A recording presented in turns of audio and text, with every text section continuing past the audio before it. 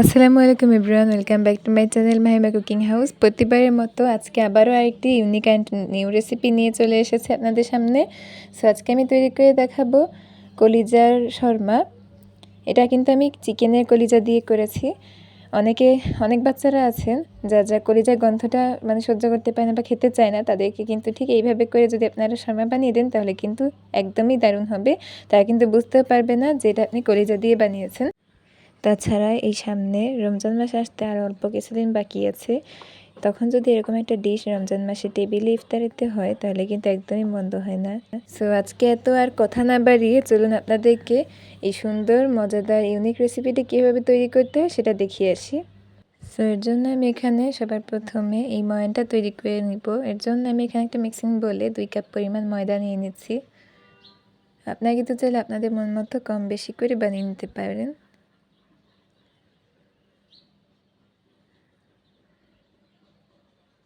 এবার এখানে আমি ইস্ট দিয়ে দিচ্ছি প্রায় 2 চামচের মতো।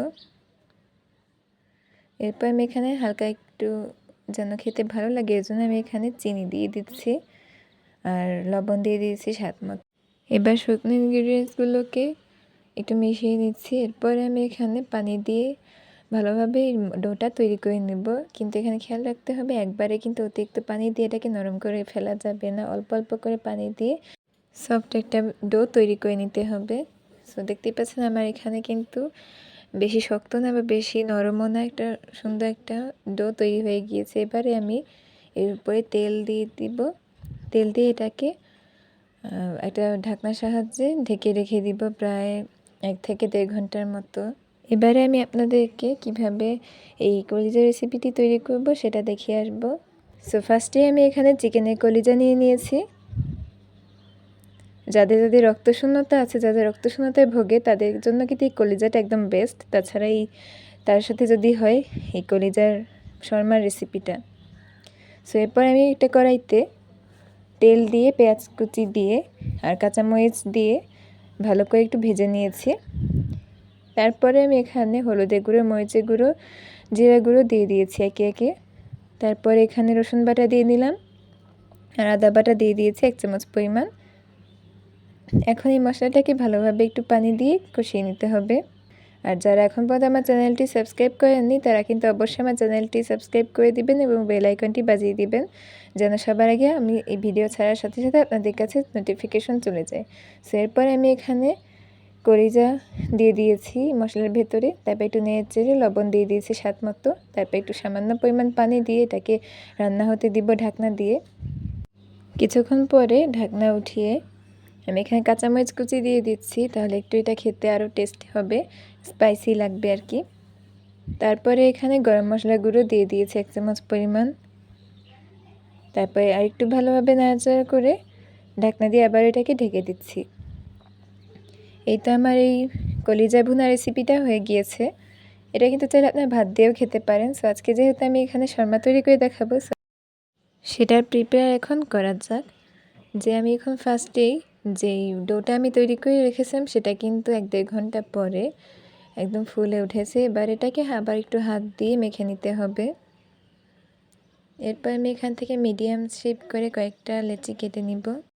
তাছাড়া আপনি কিন্তু চাইলে এখানে ধনেপাতা কুচি এগুলো কিন্তু এই কলিজার পুরের ভেতরে দিতে পারেন। আমি কিন্তু সবসময় আপনাদের চাই অল্প উপকরণে কীভাবে অনেক সুন্দর আর মজাদার টেস্টি রেসিপি বানাতে পারবেন। সো এর জন্য কিন্তু আমি আপনাদেরকে এত বেশি উপকরণ দিয়ে দেখাই না। সো আপনারা চাইলে এগুলো দিতে পারেন। এখন এখান দিয়ে একটা লেচি নিয়ে ভালোভাবে এটাকে মোটামুটি মিডিয়াম বড় শেপ করে বেলে নিব। আর রুটিটা কিন্তু বেশি মোটাও না বা বেশি পাতলাও না, মিডিয়ামভাবে এটাকে বেলে নিয়েছি। সো রুটিগুলো বেলে নিয়ে এবার আমি এগুলোকে ভেজে নিব। সো এই ফাঁকে আপনাদেরকে একটা কথা বলবো, আপনারা যারা আমার চ্যানেলটি এখনও সাবস্ক্রাইব করেননি তারা প্লিজ অবশ্যই আমার চ্যানেলটি সাবস্ক্রাইব করে দিবেন। কেননা অনেকেই আছেন সাবস্ক্রাইব না করে দেখে চলে যান, বাট এত কষ্ট করে আপনাদের জন্য ভিডিও বানিয়ে আপনারা কিন্তু সাবস্ক্রাইব করেন না। প্লিজ একটা সাবস্ক্রাইব, একটা লাইক এবং একটা শেয়ার করে যাবেন, এটা আপনাদের কাছে রিকোয়েস্ট থাকবে।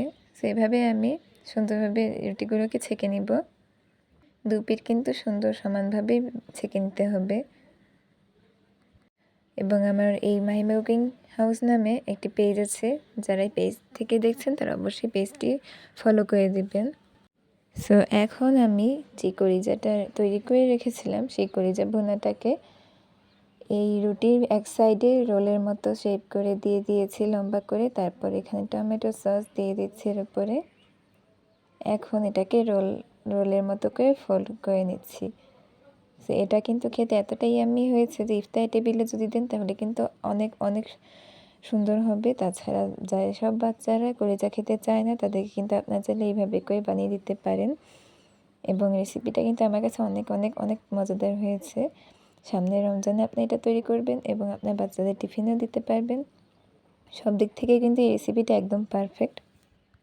এটা কিন্তু চাইলে আপনারা বিফের কলিজা দিয়েও করতে পারেন, বাট আমি আজকে আপনাদেরকে চিকেনের কলিজা দিয়ে তৈরি করে দেখিয়েছি। আর একটা আপনাদের মাঝখান থেকে কেটে দেখাচ্ছি, দেখুন কতটা ইয়াম্মি আর লোভনীয় লাগছে। এটা কিন্তু অনেক অনেক অনেক টেস্টি হয়েছে খেতে। আপনারা প্লিজ প্লিজ প্লিজ একবার বাসায় তৈরি করে দেখবেন এবং কেমন লাগলো অবশ্যই কমেন্টে জানাবেন। এরকম আরও মজাদার আর ইউনিক রেসিপি পেতে আমার চ্যানেলটি অবশ্যই সাবস্ক্রাইব করে রাখবেন। সবাইকে আজকের মতো এখানেই বিদায় জানাচ্ছি। সবাই ভালো থাকবেন। আল্লাহ হাফেজ।